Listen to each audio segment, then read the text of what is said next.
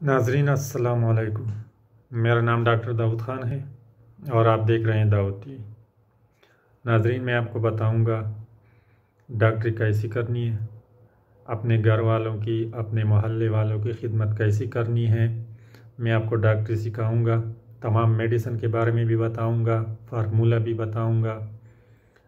मैं आपको बताऊंगा इंजेक्शन कैसी लगानी है, कौन सी दवाई कब इस्तेमाल करनी है, प्रेगनेंसी में देनी है या नहीं देनी है, कौन सी मेडिसिन का side effects, contra indication, formula, ये सब कुछ मैं आपको बताऊंगा अपनी वीडियोस में।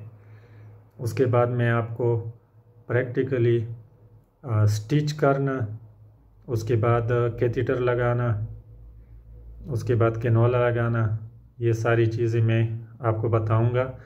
क्योंकि अगर आपके घर में किसी को पेशाब का प्रॉब्लम हो जाए तो कैथेटर आप ख़ुद लगा लें।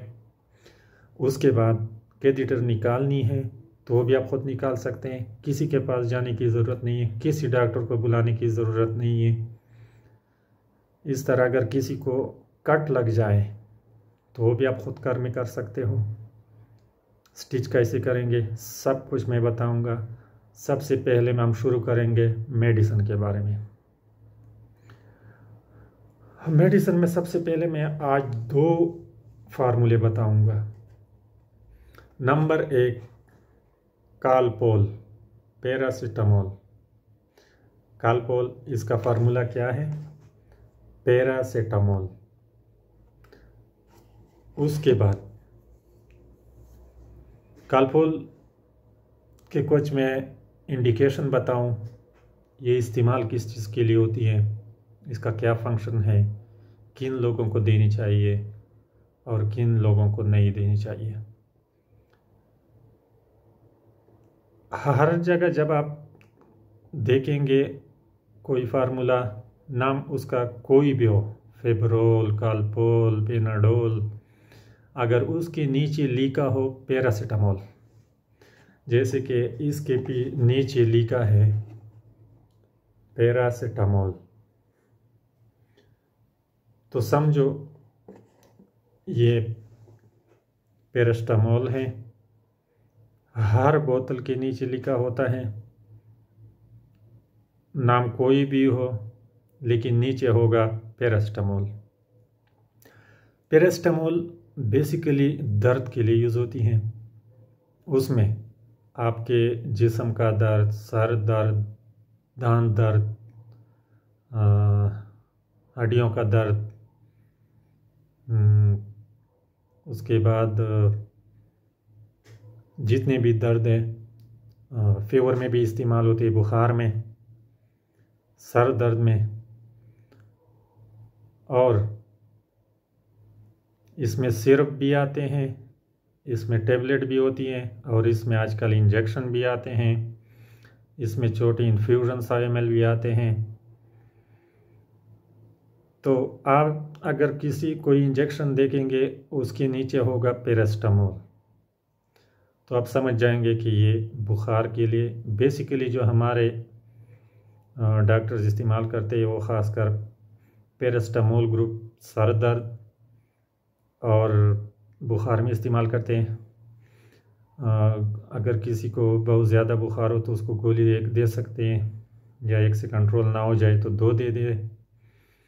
उसके बाद अगर ज़्यादा बुखार है तो आप फिर उसको इंजेक्शन भी लगा सकते हैं। IM लगती है इंजेक्शन, इंट्रामस्कुलर। IM का मतलब है इंट्रामस्कुलर, यानी गोश्त में।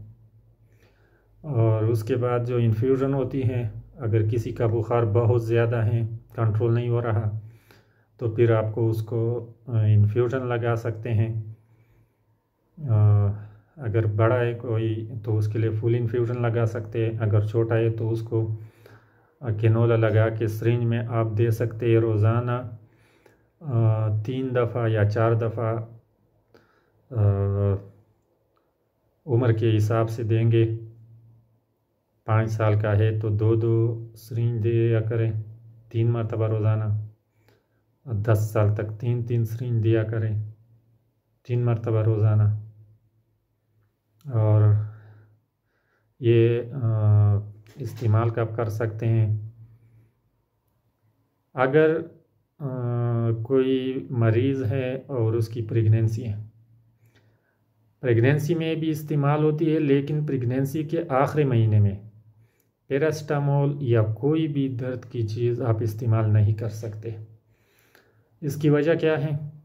वजह यह है कि अगर आप आखिरी दिनों में, प्रेगनेंसी के आखिरी दिनों में अगर आप किसी को दर्द कम करने वाली दवाई दे दें तो उसकी डिलीवरी लेट हो जाती है, या कभी कभार बात ऑपरेशन तक भी चली जाती हैं, या कभी कभार ऐसा होता है कि उसको डिलीवरी का पेन शुरू है और आप उसको दर्द कम करने वाली दवाई देते हैं, क्योंकि उसका यूट्रस जो कुदरती तौर पर जब उसको पेन ज़्यादा होते हैं तो यूट्रस खुलता है।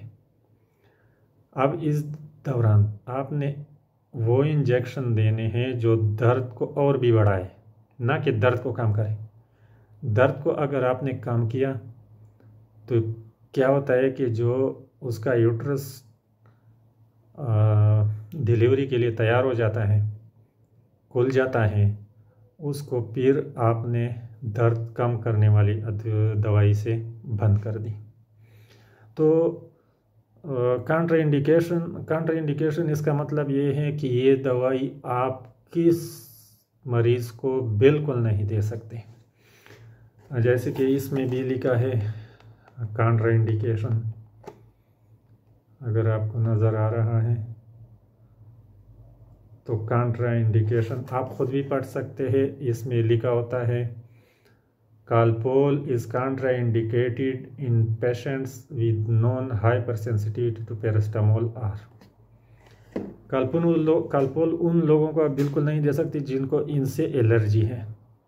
काल्पोल आइटम्स यानी जो भी पैरास्टामोल ग्रुप है वो मरीज़ वो नहीं खा सकता, उसको एलर्जी शुरू हो जाती है। इस आइटम से उसको बिल्कुल एलर्जी है, जिस्म पे दाने निकल जाते हैं, ख़ारिश शुरू हो जाती है और इंसान का बुरा हाल हो जाता है। तो जो हाइपर सेंसिटिविटी, जो सेंसिटिव लोग हैं पैरास्टामोल ग्रुप के, उनको आप काल्पोल नहीं दे सकते। बाकी दिल के बीमारों में, गुर्दों के बीमारी में ये जो है ना, इसमें एहतियात करनी चाहिए। काल्पोल जो दिल के मरीज़ होते हैं। और आज की दूसरी प्रोडक्ट जो है वो है पोंस्टान। नाम तो सुना होगा पोंस्टान का, और इसके नीचे जो लिखा होता है मेफेनेमिक एसिड।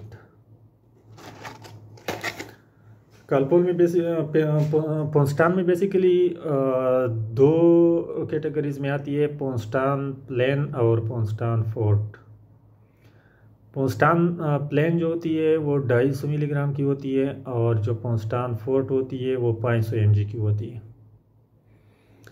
पोंस्टान बेसिकली दर्द कम करने में दी जाती है, वो जिस्म का कोई भी दर्द हो, आपके जोड़ों का दर्द हो, हड्डियों का दर्द हो, दांत दर्द हो, आँख में दर्द हो, नाक में दर्द हो, सर में दर्द हो, उंगली में दर्द हो, नाखून में दर्द हो, या फिर मेंस्ट्रुअल पेन हो, जिन औरतों को माहवारी का दर्द होता है, उसमें भी इस्तेमाल की जाती हैं। पोंस्टान जिधर भी आपको कोई वो प्रोडक्ट यानी आप देख लेंगे उसके नीचे अगर मेफेनेमिक एसिड लिखा होता है तो आप समझ ले कि ये पोंस्टान है। नाम कोई भी होगा, ये दूसरी कंपनियों के जो है उसके नाम मुख्तलिफ होते हैं, जैसे कि इपोस्टान, पोस्टान, उसके नीचे जो लिखा होगा मेफेनेमिक एसिड। मेफेनेमिक एसिड आप फ़ौरन समझ जाएंगे कि इसको ये दर्द के लिए इस्तेमाल करते हैं। काल्पोल के नीचे लिखा होगा पैरास्टामोल, ये पैरास्टामोल इसका फार्मूला होता है। पोंस्टान का फार्मूला जो है वो मेफेनेमिक एसिड है, जो बेसिकली दर्दों में इस्तेमाल होती हैं। और ये किन लोगों को जो है ना नहीं दे सकते, यानी कि उसमें काउंटर इंडिकेशन। बाकी तो सारे लोग खा सकते हैं, लेकिन जो नहीं खा सकते उसमें जो फिर वही बात, सेंसिटिविटी, जिन लोगों को एलर्जी है मेफेनेमिक एसिड के ग्रुप से, तो आप उसको नहीं दे सकते। और